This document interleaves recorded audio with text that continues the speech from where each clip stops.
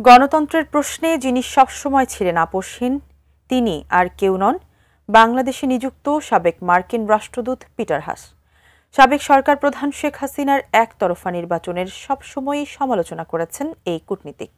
এখন শেখ হাসিনার পতন হয়েছে, তবে এখনও বাংলাদেশকে ভালোবাসেন তিনি। এবার বাংলাদেশে এসে সাক্ষাৎ করলেন প্রধান উপদেষ্টার সাথে। এ নিয়ে বিস্তারিত মোহাম্মদ সোহাগ বিশ্বাসের রিপোর্টে। বাংলাদেশ সহ বিশ্বের বিভিন্ন দেশের উপর যুক্তরাষ্ট্রের নতুন শুল্ক আরোপের ফলে বিপক্ষে দেশগুলো। তবে বাংলাদেশের অন্তর্বর্তীকালীন সরকারের প্রধান এরই মধ্যে ট্রাম্পের কাছে ৩৭% কর স্থগিতের অনুরোধ করে চিঠি দিয়েছেন, যেখানে বাংলাদেশ যুক্তরাষ্ট্র থেকেও পণ্য আমদানি করবে বলে জানানো হয়েছে।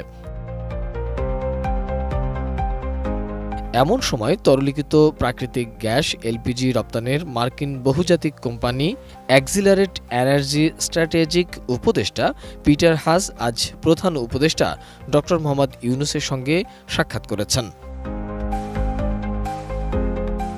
মঙ্গলবার ৮ এপ্রিল রাষ্ট্রীয় অতিথি ভবন যমুনায় তাদের এই সাক্ষাৎ অনুষ্ঠিত হয়েছে বলে জানিয়েছেন প্রধান উপদেষ্টার প্রেস উইং। প্রধান উপদেষ্টার ফেসবুক পেজেও একটি পোস্ট দেয়া হয়েছে এই সাক্ষাতের বিষয়ে, যদিও সেই পোস্টে বিস্তারিত কিছু লেখা হয়নি। নিউট্রিলাইফ ফ্রুট জুস, ভুটানের তৈরি সুস্বাদু আসল জুস।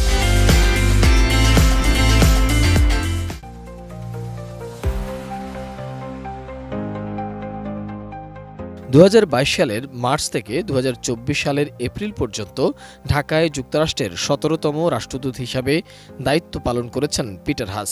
২০২৪ সালের ২৭ সেপ্টেম্বর যুক্তরাষ্ট্রের ফরেন সার্ভিস থেকেও অবসরে যান পিটার হাস। এরপর এক্সিলারেট এনার্জি স্ট্র্যাটেজিক উপদেষ্টা পদে যোগ দেন তিনি।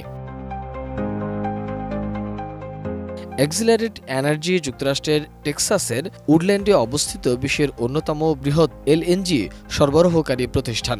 এলএনজি সরবরাহের পাশাপাশি এলএনজি রূপান্তরের ভাসমান টার্মিনাল অবকাঠামো উন্নয়নে কাজ করেন তারা। বাংলাদেশ ছাড়াও আরব আমিরাত, যুক্তরাজ্য, ব্রাজিল, আর্জেন্টিনা, ফিলিপিন, সিঙ্গাপুর সহ বেশ কিছু দেশে ব্যবসা রয়েছে তাদের।